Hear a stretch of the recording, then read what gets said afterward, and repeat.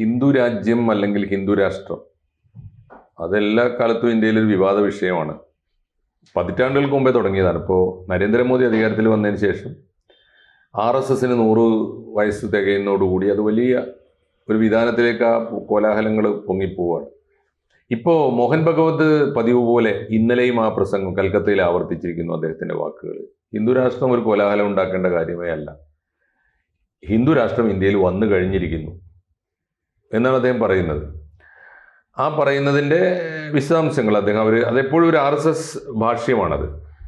ഇതെന്തോ പുതുതായിട്ട് എന്തോ ഉണ്ടാക്കിയെടുക്കാനുള്ള ഒന്നാണ് ഹിന്ദു രാഷ്ട്രം. അതല്ല, ഇന്ത്യയുടെ ധാർമ്മിക മൂല്യങ്ങൾ ഉൾക്കൊള്ളുന്ന ഒരു ഭരണം ഇന്ത്യയിൽ ജനാധിപത്യ രീതിയിൽ വന്നു കഴിഞ്ഞിരിക്കുന്നു. ഇതിനെ നിങ്ങൾ ഹിന്ദു രാഷ്ട്രം എന്ന് വിളിച്ചുകൊള്ളുക, അല്ലാതെ നാളെന്തോ വരാൻ പോകുന്ന RSSന്റെ ഒരു ഗൂഢപദ്ധതിയാണ് ഹിന്ദു രാഷ്ട്രം എന്ന് പറയാതിരിക്കുക എന്നാണ് അദ്ദേഹത്തിന്റെ വെർഷൻ. തീർച്ചയായിട്ടും അതിനോട് യോജിപ്പും വിയോജിപ്പും, എവിടെയാണ് അതിന്റെ ശരിയും തെറ്റും ഒക്കെ ചർച്ച ചെയ്യേണ്ട ഒരു സംഗതി തന്നെയാണ്. എന്തായാലും അദ്ദേഹത്തിന്റെ പ്രസംഗത്തിന്റെ ഡീറ്റെയിൽസ് എന്താണ്? കൊൽക്കത്തയിൽ അദ്ദേഹം ഇപ്പം 100ാം വാർഷികമാണല്ലോ സാറ് പറഞ്ഞത്. കൊൽക്കത്തയിൽ അദ്ദേഹം നടത്തിയ ഒരു പ്രസംഗത്തിനകത്താണ് പറഞ്ഞത്, ഒരു ഭരണഘടനയുടെയും കാര്യമില്ല, ഇന്ത്യ ഹിന്ദു രാഷ്ട്രം തന്നെയാണ്. അദ്ദേഹം പറഞ്ഞത് സൂര്യൻ ഉദിക്കുന്നതിനും അസ്തമിക്കുന്നതിനും ഒരു നിയമാവലിയൊന്നും ഇല്ലല്ലോ, അതുപോലെയുള്ളൂ ഇന്ത്യയുടെ കാര്യത്തിനകത്ത്. അതായത് ഇന്ത്യ ഹിന്ദു രാഷ്ട്രമാണെന്ന് പറയുമ്പോൾ ഹിന്ദു സംസ്കാരത്തിൻ്റെ ഭാഗമായിട്ട് ഉള്ള ഇതിലാണ് ഹിന്ദു രാഷ്ട്രം എന്ന് പറയുന്നത്. മാത്രവുമല്ല, ഹിന്ദുക്കൾ ഭൂരിപക്ഷമുള്ളിടത്ത് ഈ സംസ്കാരത്തെ ഉൾക്കൊണ്ട് ഈ രാജ്യത്ത് ജീവിക്കുന്നവരെല്ലാം ഹിന്ദുക്കളായിട്ട് അംഗീകരിക്കാൻ പറ്റത്തുള്ളൂ. അതിനകത്ത് ജാതിയുടെയും മതത്തിൻ്റെയൊക്കെ പേരിൽ ഇതിനകത്തൊരു വേർതിരിവ് ഹിന്ദുക്കൾക്കിടയിലുള്ളതൊന്നും നമുക്ക് അംഗീകരിക്കാൻ, അല്ലെങ്കിൽ അത്തരത്തിൽ അംഗീകരിക്കാൻ പറ്റുന്ന ഒരു അവസ്ഥയില്ല. ഇതിനകത്ത് ഈ മതേതരത്വം എന്ന് പറയുന്ന വാക്ക് പോലും ഉണ്ടാക്കിയെടുത്തത് ഈ ആമുഖത്തിൽ, ഭരണഘടനയുടെ ആമുഖത്തിൽ ഉണ്ടാക്കിയെടുത്തത് അത് 1976 ഈ പറയുന്ന ഇന്ദിരാഗാന്ധി ഉണ്ടാക്കിയതാണ്, സോഷ്യലിസ്റ്റിൻ്റെ കൂടെ കൂട്ടിച്ചേർത്താണ്. അതിനകത്തൊരു തട്ടിപ്പുണ്ട്, അതൊന്നും അംഗീകരിച്ച് പോകുന്ന ഒരു അവസ്ഥയില്ല, അല്ലെങ്കിൽ അത്തരത്തിൽ കാര്യങ്ങൾ വേണ്ട.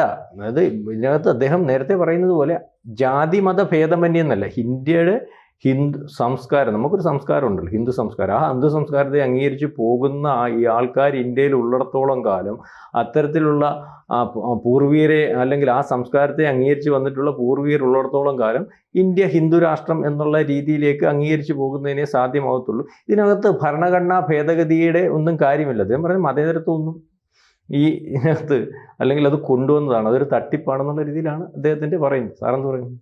അല്ല, അതിൽ 2-3 കാര്യങ്ങളുണ്ട്. അത് ഒരു കാര്യം വളരെ ശരിയാണ്. ഇപ്പോൾ ഇന്ത്യ ഹിന്ദു രാഷ്ട്രം, ഹിന്ദു എന്ന വാക്ക് അത് മതവുമായിട്ട് ബന്ധപ്പെട്ടതേ അല്ല. വളരെ സമീപകാലത്താണ് മതപരമായ ഒരു വെർഷൻ ഉണ്ടായത്.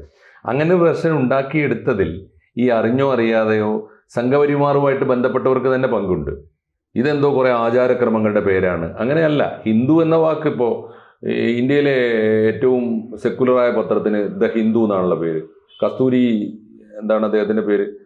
ആ പത്രം തുടങ്ങിയപ്പോൾ ഹിന്ദു എന്ന് പേരിട്ടത് ഒരു മതത്തിൻ്റെ അടിസ്ഥാനത്തിലല്ലല്ലോ, ഇന്ത്യൻ കൾച്ചറിൻ്റെ പേരിലാണ്. ഹിന്ദു, ഇപ്പോൾ ചരിത്രം വായിക്കുമ്പോൾ രസമുള്ള കാര്യം, H ഇല്ല, INDOO ആണ്, യു അല്ല. ഹിന്ദു എന്ന് ചരിത്രത്തിലുടനീളം പറയുന്നുണ്ട്. അത് ഇന്ത്യയെക്കുറിച്ചാണ്, ഇന്ത്യയുടെ സംസ്കാരത്തെക്കുറിച്ചാണ്. ആ സംസ്കാരത്തിൻ്റെ മഹത്വത്തെക്കുറിച്ചാണ് സ്വാമി വിവേകാനന്ദൻ ചിക്കാഗോയിൽ പറഞ്ഞത്. ആ സംസ്കാരത്തിൻ്റെ ആദ്യത്തെ പ്രത്യേകത എന്താ? India is the motherland of gods ആണ്. എല്ലാ ദൈവങ്ങളുടെയും മാതൃഭൂമിയായ ഇന്ത്യ എന്ന് പറഞ്ഞാൽ വൈവിധ്യമാണ് അതിൻ്റെ സമ്പത്ത്. രണ്ടാമത് സ്വാമി വിവേകാനന്ദൻ പറഞ്ഞത് ഇൻക്ലൂസീവാണത്. ഞങ്ങളുടെ സംസ്കാരത്തിൽ ലോകമെങ്ങുമുള്ള റിലീജിയസ് അസംബ്ലിക്കാണല്ലോ പോയത്. അപ്പോൾ പലരും ചോദിച്ചു അദ്ദേഹത്തോട്, എന്താ ഇപ്പോൾ ഇന്ത്യക്ക് മാത്രം ഇത്ര മഹത്വം ഉണ്ട് എന്ന് അങ്ങ് പറഞ്ഞത്? അപ്പോൾ അദ്ദേഹം പറഞ്ഞു, നിങ്ങളുടെയൊക്കെ സംസ്കാരത്തിലുള്ള ഒരു വാക്ക് ഞങ്ങളുടെ സംസ്കാരത്തിലില്ല. അതേതാണ്? എക്സ്ക്ലൂഷനാണ്, പുറത്താക്കലില്ല. ഞങ്ങൾ സ്വീകരിക്കുന്നവരാണ്, ആഞ്ഞു പിടിക്കുന്നവരാണ്, അമ്മയുടെ സംസ്കാരമാണ്. അതുകൊണ്ടാണ് ഞങ്ങൾ ഭാരതാംബ എന്ന് വിളിക്കുന്നത്. അതിനെ ആ രീതിയിൽ പറഞ്ഞു കൊടുക്കാഞ്ഞിട്ടാണ് ഭാരതാംബയുടെ ചിത്രം കാണുമ്പോൾ പലർക്കും ഹാലിളകുന്നത്. ഒരു കാര്യമില്ല. അങ്ങനെ എല്ലാത്തിനെയും ഉൾക്കൊള്ളുന്ന ഒരു സംസ്കാരത്തിൻ്റെ പേര്, അതാണ് ഇന്ത്യൻനെസ്. അത് ലോകത്തിലെ മറ്റൊരു സംസ്കാരത്തിനും പറ്റാത്തതാണ്, നമുക്ക് മാത്രമേ പറ്റുള്ളൂ. അതുകൊണ്ടാണ് ദേശത്തിൻ്റെതാണ് സംസ്കാരം എന്ന് പറയുന്നത്. ഇപ്പോൾ ഹിന്ദു എന്ന് പറഞ്ഞാൽ ഈ മതങ്ങളല്ല ഒരു ദേശത്തിന് സംസ്കാരം ഉണ്ടാക്കുക. ഇവിടെ ഇപ്പോൾ ഈ 3,60,04,000 ദൈവങ്ങളുണ്ടെന്ന് പറയുന്നു ഇന്ത്യയിൽ. അതാണ് തിയോളജിക്കൽ സർവേ ഓഫ് ഇന്ത്യയുടെ റിപ്പോർട്ടാണ് ഞാൻ പറയുന്നത്, വസ്തുതയാണ്, ഗവൺമെൻറ് റെക്കോർഡാണ്. ഈ 3,60,04,000 ദൈവങ്ങൾ ഉണ്ടായാലും ഒരു ദേശത്തിൻ്റെ സംസ്കാരം ഒന്നാണ്. എന്ന് പറഞ്ഞാൽ ഈ വന്ന ദൈവങ്ങളോ മതങ്ങളോ അല്ല സംസ്കാരം ഉണ്ടാക്കുന്നത്, ഈ ദേശത്തിന് സംസ്കാരം. ആ സംസ്കാരത്തിന്റെ ഭാഗമാണ് ഈ ഇൻക്ലൂസീവ്നെസ്. എല്ലാവരെയും ഉൾക്കൊള്ളുക, എല്ലാവരിൽ നിന്നും നന്മ എന്തുണ്ടോ അത് സ്വീകരിക്കുക. MGS പറയുന്നുണ്ട്. MGS പറഞ്ഞത് നമ്മൾ ഈ അതിഥി തൊഴിലാളികൾ എന്ന് വിളിക്കുമല്ലോ, ഈ അന്യസംസ്ഥാന തൊഴിലാളികളെ. അതിന്റെ അർത്ഥം പലർക്കും മനസ്സിലായിട്ടില്ല. അവരെ അതിഥികൾ എന്ന് വിളിക്കുന്നത് എങ്ങനെയാണ്? അവരെ കൊണ്ട് നമുക്ക് വലിയ നാശമൊക്കെ ഉണ്ടാവും. പക്ഷെ ഒരു തൊഴിലാളിയെയും നമ്മൾ സ്വീകരിച്ചത് വെറുതെ അല്ല, നമുക്ക് ആവശ്യം ഉണ്ടായിട്ടാണ്. അവരിൽ നിന്ന് നമുക്ക് എന്തെങ്കിലും ആവശ്യമുണ്ടോ, അതുകൊണ്ട് അവർ അതിഥികളാണ്. ഈ MGS ഒരു വാക്കുകൂടി കടന്നു പറയുന്നത് അവരെക്കുറിച്ചല്ല. മൊത്തത്തിൽ ഇന്ത്യയിൽ വന്ന എല്ലാവരും വെറും ഗസ്റ്റുകളല്ല, പേയിങ് ഗസ്റ്റുകളാണ്. അവരോട് നല്ല പ്രതിഫലം നമ്മൾ വാങ്ങിയിട്ടുണ്ട്. വെറുതെ ഓശാരത്തിന് ആരെയും പോറ്റിയിട്ടില്ല എന്നാ. എന്താ കാര്യം എന്നറിയോ? ഈ വന്നവരുടെ ഭാഗത്തു നിന്നൊക്കെ നമുക്ക് കിട്ടിയിട്ടുണ്ട്. ആദ്യം വന്നത് അറബികളാണ്. അവരുടെ ഭാഗത്തു നിന്ന് കുറെ നല്ലത് നമുക്ക് കിട്ടിയിട്ടുണ്ട്. കുറെ നല്ല സംവിധാനം. നമ്മൾ കച്ചവടം പഠിച്ചു, നമുക്ക് യാത്ര ചെയ്യാൻ പഠിച്ചു, നമ്മൾ കടല് അറിഞ്ഞു, കുറെ കാര്യങ്ങളുണ്ടല്ലോ, അത് പഠിച്ചു. മാത്രമല്ല അവരിൽ നിന്ന് ഇപ്പൊ അറബി ഭാഷയിൽ എത്രയോ വാക്കുകൾ നമ്മൾ സ്വീകരിച്ചു. ഇന്ത്യയിലെ എല്ലാ ഭാഷകളും അറബി ഭാഷയുണ്ട്, ഉറുദുവിലൊക്കെ ധാരാളം ഉണ്ട്. അപ്പോൾ അവരിൽ നിന്ന് ഭാഷ, അവരുടെ ഭക്ഷണം. ഇവിടെ ബിരിയാണി വന്നത് എങ്ങനെയാണ്, ഇവിടെ മന്തി വന്നത് എങ്ങനെയാണ്? നല്ലത് നമ്മൾ സ്വീകരിക്കും. അവരിന്ന് വസ്ത്രധാരണത്തിൽ ഒരുപാട് പുതിയ മാറ്റങ്ങൾ വന്നിട്ടുണ്ട്. ഇത് ഈ വന്നതെന്ന് കച്ചവടത്തിന്റെ രീതിശാസ്ത്രം നമ്മൾ പഠിച്ചിട്ടുണ്ട്, കപ്പലുകൾ നമ്മൾ പഠിച്ചിട്ടുണ്ട്, ടെലസ്കോപ്പ് നമ്മൾ ആദ്യം OV വിജയൻ പറയുന്നുണ്ട്, ആദ്യമായി ടെലസ്കോപ്പ് കാണുന്നത് ഒരു അറബി വന്ന പായ്ക്കപ്പലിന്റെ മുകളിലാണ്. അതൊക്കെ നമ്മൾ പഠിച്ചിട്ടുണ്ടാവും. അത് കഴിഞ്ഞ് ബ്രിട്ടീഷുകാർ വന്നു. അവരിൽ നിന്ന് എന്തെല്ലാം നമ്മൾ പഠിച്ചു. അവരാണ് ഇവിടെ മലയാള ഭാഷയ്ക്ക് നിഘണ്ടു ഉണ്ടാക്കിയത്. ബ്രിട്ടീഷുകാരനാണെങ്കിലും ജർമ്മനാണെങ്കിലും ഗുണ്ടർട്ടാണ്. അവരാണ് ഇവിടെ വന്ന് സംസ്കൃതം പഠിച്ചിട്ട് സംസ്കൃത കോളേജ് തുടങ്ങിയത്. അവരാണ് ആശുപത്രി എന്തിനാന്ന് പഠിപ്പിച്ചത്. അവരാണ് കക്കൂസ് ഉപയോഗിക്കണമെന്ന് പഠിപ്പിച്ചത്. ചെറിയ കാര്യമല്ല. അപ്പോൾ ഈ ജനസേവനം, ഒരുപാട് കാര്യങ്ങൾ അവരിൽ നിന്നും. അപ്പോൾ ഈ ചുരുക്കി പറഞ്ഞ ഇംഗ്ലീഷ് ആണ് നമ്മളെ വിദ്യാഭ്യാസം ഉണ്ടാക്കിയത്, ഇംഗ്ലീഷാണ് നമ്മളെ സയൻസ് പഠിപ്പിച്ചത്. ഇതൊന്നും വെറുതെ അല്ല. അവരാണ് നമുക്ക് റെയിൽവേ ഉണ്ടാക്കി തന്നത്. അപ്പൊ ഈ വന്ന കൂട്ടരെയൊക്കെ നമ്മൾ അതിഥികളായിട്ട് ആദരിച്ചത് വെറുതെ അല്ല, ഓശാരത്തിനല്ല. അവന്റെ കയ്യിൽ നിന്ന് നമുക്ക് ആവശ്യത്തിന് ഫീസ് എടുത്തിട്ടാ. പേയിങ് ഗസ്റ്റ് ആണ് അവന്റെ അടുത്ത്.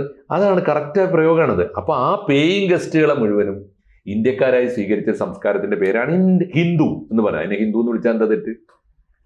ആ ഹിന്ദു ആരെയും ആക്രമിക്കുന്നില്ല, ഒരു വിശ്വാസത്തെ എതിർക്കുന്നില്ല. എല്ലാ ദൈവങ്ങളെയും നമ്മൾ എല്ലാവർക്കും വേണ്ടി പ്രാർത്ഥിക്കും. ലോക സമസ്ത സുഖിനോ ഭവന്തു. നമ്മുടെ പ്രാർത്ഥന ഏതാണ്? എനിക്ക് നന്മ വരട്ടെ, എൻ്റെ കൂടെ പള്ളിയിൽ വരുന്നവന് നന്മ ഉണ്ടാവട്ടെ എന്നല്ല, എൻ്റെ കൂടെ ക്ഷേത്രത്തിൽ വരുന്നവന് നന്മ ഉണ്ടാവട്ടെ എന്നല്ല. ഭൂമിയിൽ ജീവിക്കുന്ന എല്ലാ ചരാചരങ്ങൾക്കും, മനുഷ്യർക്ക് മാത്രമല്ല. ഇങ്ങനെ ഒരു സംസ്കാരം വേറെ എവിടെ ഇല്ലേ സാറേ? അചരങ്ങൾക്ക് വേണ്ടി പ്രാർത്ഥിക്കുന്ന ഒരു മനസ്സ് എവിടെ ഉണ്ടാവുക? ചരാചരങ്ങൾ എന്ന് പറഞ്ഞാൽ ജീവനുള്ളതും ജീവനില്ലാത്തതും, ചലിക്കുന്നതും ചലിക്കാത്തതും. അങ്ങനെ ഒരു ജീവിക്ക് വേണ്ടി പ്രാർത്ഥിക്കുന്ന സംസ്കാരം ഉണ്ടാകും. ഇതിനെയാണ് ഇന്ത്യൻനെസ് എന്ന് വിളിക്കുന്നത്. ഇതിനെയാണ് ഹിന്ദു എന്ന് RSS വിളിക്കുന്നതെങ്കിൽ ആ ഹിന്ദുവിന്റെ രാഷ്ട്രം വന്നാൽ എന്നോ വരേണ്ടതല്ലേ?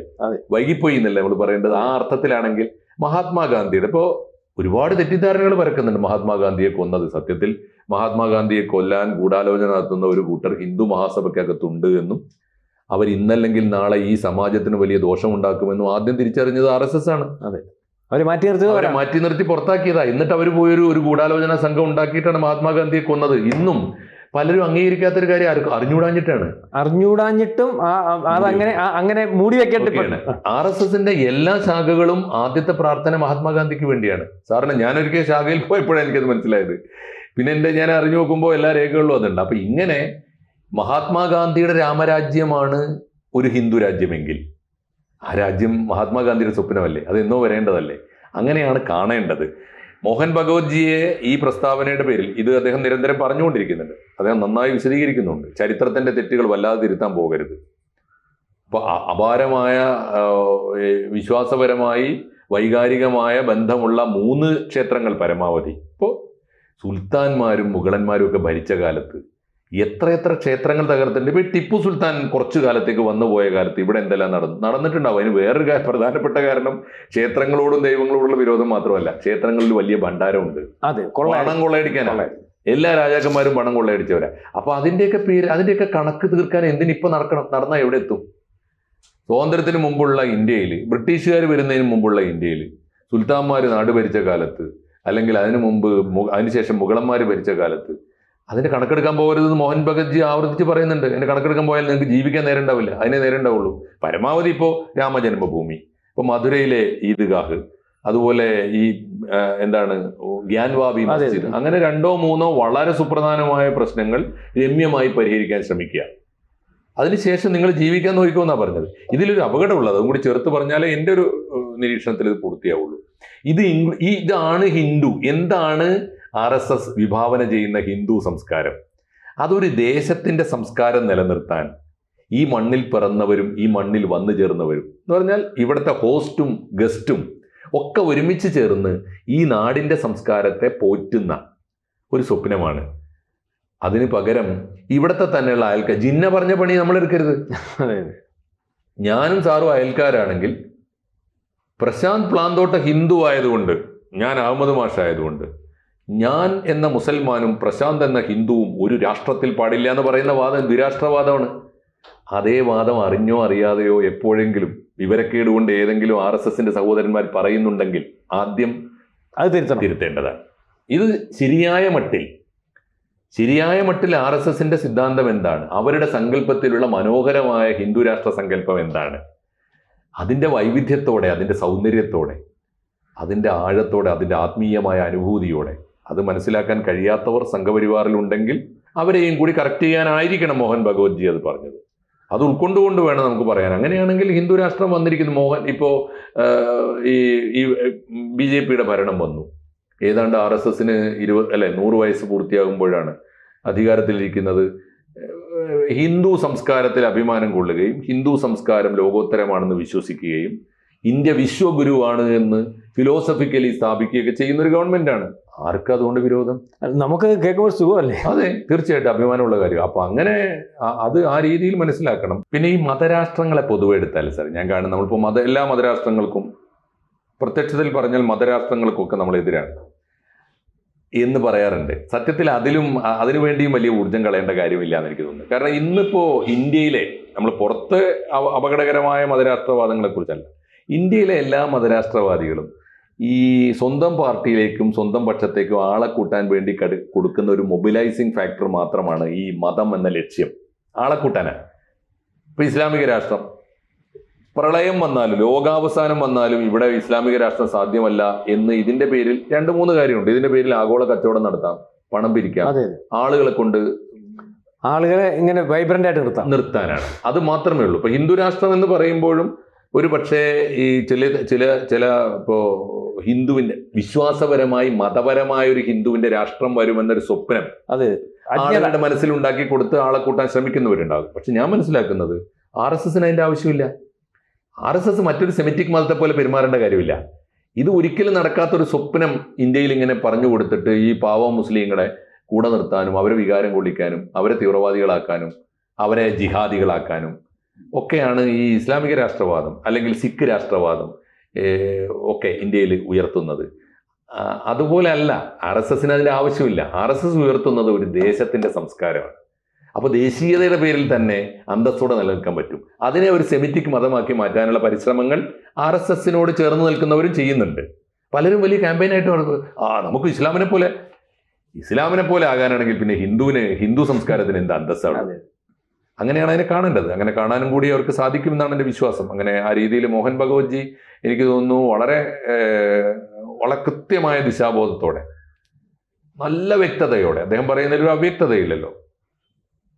കണ്ണിൽ കണ്ട പള്ളിച്ചൂട്ടിലൊക്കെ കുത്തിക്കളച്ച് നോക്കണ്ട, അവിടെ ശിവലിംഗം ഉണ്ടോന്ന് നോക്കണ്ട എന്ന് പറഞ്ഞില്ലേ? അത് പറയുന്ന ആരാ സാറേ? ആലോചിച്ചു. RSSന്റെ പരമാചാര്യനാണ്.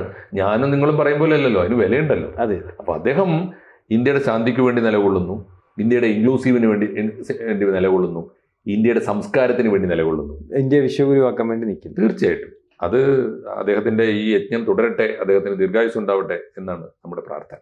ശരി. ABC മലയാളത്തിൻ്റെ കൂടെ ABCക്ക് ഒരു ഹിന്ദി ചാനലുണ്ട്, ABC ഹിന്ദി. അത് സബ്സ്ക്രൈബ് ചെയ്യണം, നിങ്ങൾ വരിക്കാരാകണം. കൂടുതൽ വാർത്തകളും വിശേഷങ്ങളും നിങ്ങളിലേക്ക് എത്താൻ ABC മലയാളം സബ്സ്ക്രൈബ് ചെയ്യുക, ബെൽ ബട്ടണും അമർത്തുക.